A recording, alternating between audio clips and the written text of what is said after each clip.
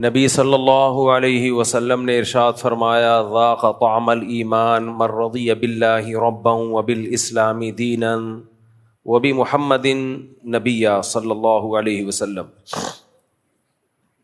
وہ شخص ایمان کی مٹھاس چکھ لے گا جو اللہ سے راضی ہو جائے اللہ ہونے کے لحاظ سے، اسلام پہ مطمئن ہو جائے دین ہونے کے لحاظ سے، اور نبی پہ مطمئن ہو جائے نبی ہونے کے لحاظ سے۔ کیا مطلب؟ اللہ کو اللہ مان لیں اور مان لیں کہ اللہ کے سامنے کسی کا آرڈر نہیں چلے گا۔ اسلام کو دین مان لیں کہ میرا جو طریقہ حیات ہے، جو دین ہے، جن اصولوں پہ میں نے زندگی گزارنی ہے وہ اسلام ہے، اس کے علاوہ کسی کو فالو نہیں کروں گا میں۔ اور محمد صلی اللہ علیہ وسلم کو نبی مان لے کہ قرآن و سنت کی جو تشریح، اسلام کی دو تشریح پیغمبر صلی اللہ علیہ وسلم کریں گے تو میں نے اپنا رہبر اور رہنما صرف اور صرف محمد صلی اللہ علیہ وسلم کو ماننا ہے۔ آپ کے سوا کوئی نہیں ہے میرا لیڈر، کوئی نہیں ہے میرا رہنما۔ تو نبی نے فرمایا جس نے اپنے اندر یہ جذبہ پیدا کر لیا تو اس کو ایمان کی مٹھاس محسوس ہوگی۔ ایمان کی مٹھاس، اس سے پتہ چلتا ہے کہ ایمان میں ایک لذت ہے، اسلام میں ایک مٹھاس ہے۔ یہ مٹھاس ان لوگوں کو محسوس نہیں ہو سکتی جو آدھے تیتر آدھے بٹیر ہیں۔ کوئی بھی چیز جب آدھی ادھر ہو آدھی ادھر ہو کسی کام کی نہیں ہوتی۔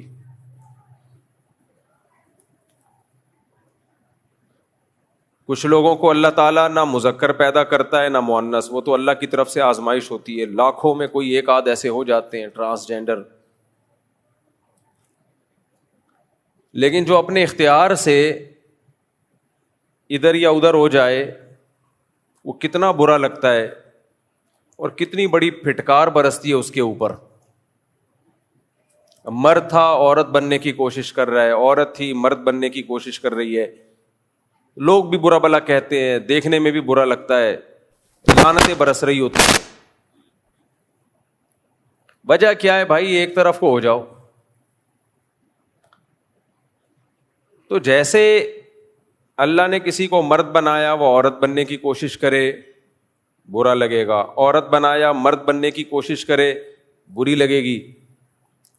ایسا ہی جو بھی منافق ہوتا ہے اس کا پتہ ہی نہیں کہ یہ کس مذہب کو فالو کرتا ہے۔ لا الہ ہؤلاء ولا الہ ہؤلاء، نہ ادھر نہ ادھر۔ جب پیڑے کھانے کا ٹائم آئے تو اسلام، جب قربانی دینے کا ٹائم آئے کلچر کے خلاف، سوسائٹی کے خلاف، تو پھر مغربی دنیا کی باتیں، ان لوگوں کے گیت گانا گن گانا شروع۔ تو ایسا آدمی نہ کسی کو اچھا لگتا ہے اور نہ وہ خود سکون میں ہوتا ہے، خود بھی کبھی بھی ایسا شخص سکون میں نہیں ہو سکتا۔ دو رنگی چھوڑ دے یک رنگ ہو جا، سراسر موم یا پھر سنگ ہو جا۔ ایک طرف کو ہو جاؤ بھائی، ادھر ہو جاؤ یا ادھر ہو جاؤ۔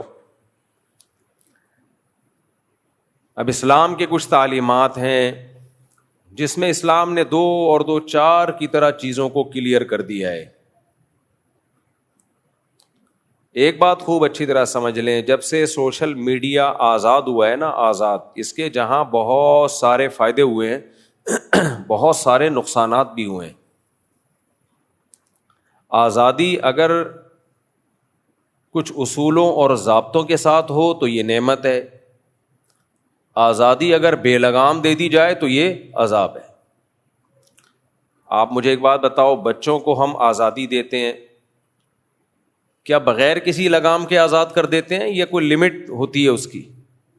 اگر ہم بچوں کو بالکل آزاد کر دیں کہ جو چاہے کرو، بچے ہمیں بیچ کے کھا جائیں، بچے ہمیں بیچ کے کھا جائیں۔ آپ کہہ سکتے ہو بچہ باپ کو کیسے بیچے گا؟ بھائی وہ نشیوں میں گھومے گا پھرے گا، چرس بھی چیک کر کے دیکھے گا, ہیروئن بھی چیک کر کے دیکھے گا, شراب بھی چیک کر کے دیکھے گا کہ یار دیکھیں تو صحیح کیا ہے. بچہ تو ناسمجھ ہوتا ہے نا, ہوتے ہوتے نشے کی عادت پڑے گی, پھر گھر سے چوریاں کرے گا. ایسے کتنے واقعات ہیں ہمارے علم میں, بچوں نے گھروں سے چوریاں شروع کر دیں, جائیدادیں بکوا دیں باپ کی, جیلوں میں جا رہے ہیں, کیس ہو رہے ہیں, بالآخر سب کچھ باپ کا ختم.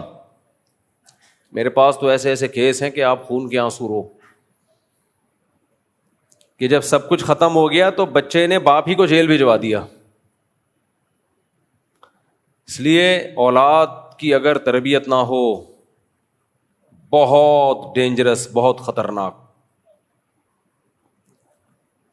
یہ ہمارا جو مغربی طبقہ ہے نا, یہ آزادی آزادی کی باتیں کر رہا ہے. بربادی ہے یہ آزادی, یہ آزادی نہیں ہے. لوگ مجھے کہتے ہیں آپ ہر بیان میں مغربی کلچر کو رگڑ دیتے ہو. میں نے جو بھی بیان کیا تھا نا حمیرہ اصغر کے بارے میں, اور میں نے کہا تھا وہاں کی دنیا میں تو یہ واقعات صبح و شام روز ہوتے ہیں, اس پہ بہت سے لوگوں کے کمنٹس آ رہے ہیں کہ ایسا تو نہیں ہے, ہم تو یہاں ہی رہتے ہیں یورپ میں, ہم نے تو نہیں کبھی دیکھا کہ 9 مہینے بعد کسی کی لاش ملی ہو. وہاں تو فوراً پولیس آتی ہے, پولیس خود بوڑھوں کی کیئر کرتی ہے, چیک کرتی ہے لے جا کے, ڈاکٹرز آتے ہیں معائنہ کرتے ہیں. ایسے لاوارث تو وہاں پہ کوئی بھی نہیں ہوتا کہ 9 مہینے بعد پتہ چلے جی بندہ مرا ہوا تھا. میں نے کب کہا کہ بھائی 9 مہینے بعد لاشیں نکلتی ہیں؟ میں نے یہ کہا تھا کہ شام کو ڈاکٹر آتا ہے چیک کرنے کے لیے بوڑھے کو, ڈاکٹر آتا ہے, اس کا بیٹا نہیں آتا, یہ ذہن میں رکھنا. بیٹی بھی نہیں آتی, بیٹا بھی نہیں آتا, بہو بھی نہیں آتی, داماد بھی نہیں آتا. پولیس آتی ہے, ڈاکٹر آتا ہے, گورنمنٹ نے جو بندہ کیئر کے لیے رکھا ہوا ہے وہ پابندی سے ٹائم پہ آتا ہے. وہ آئے گا پابندی سے ٹائم پہ, اس کے بعد وہ چلا جائے گا, صبح 8 بجے آئے گا. اس دوران اگر انا للہ ہو گیا اور بٹن دبانا ایمرجنسی کا بھول گئے تو گئے کام سے. اگر ایمرجنسی کا بٹن دبا دیا کہ مجھے کچھ ہو رہا ہے تو ایمبولینس آئے گی. ایمبولینس چلانے والا بھی اس بوڑھے کا نہ چاچا ہوگا, نہ ماموں ہوگا, نہ بیٹا ہوگا, نہ بیٹی, گورنمنٹ ہوگی. تو گورنمنٹ کیئر کرتی ہے. گورنمنٹ کیا کرتی ہے؟ بولو, کیئر کرتی ہے. تو میں نے کب کہا کہ وہ ہماری طرح برے لوگ ہیں؟ گورنمنٹ سارا کام کرتی ہے وہاں پہ. اور پتہ ہے گورنمنٹ کیوں کرتی ہے؟ کوئی اچھی بات نہیں ہے یہ.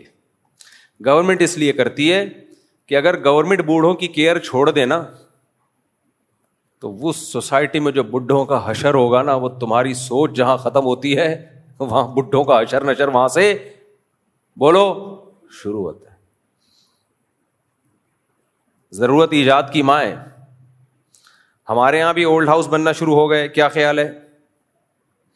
مجھے بڑا برا لگا تھا کہ یار یہ کیا ہو رہا ہے, ہماری سوسائٹی میں اولڈ ہاؤس کیوں بن رہے ہیں, اولڈ ہوم کیوں بن رہے ہیں. میں نے رابطہ کیا, پتا چلا جی اب ان بوڑھوں کا کیا کریں جن کو اولادوں نے گھروں سے باہر نکال دیا ہے. پہلے اولادیں گھروں سے باہر نہیں نکالتی تھیں,